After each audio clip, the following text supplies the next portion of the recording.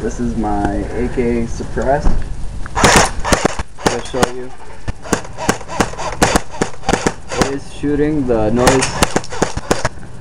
noise you are hearing is actually where the bullet's going. And so moving it, man.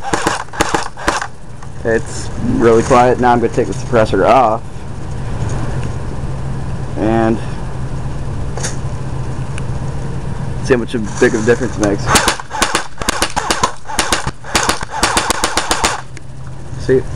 Yeah, you can definitely. You can tell. Homemade. It's really cheap to make. It's cheap to make. I don't know, $10, something like that. Yeah. PVC pipe, cotton balls. I'll make a video about how we made it. Custom to fit. We'll probably put a link on this video after that. Maybe, I don't know. But, yep.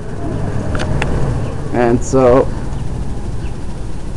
yeah, I mean, yeah, that's about all. See you next video.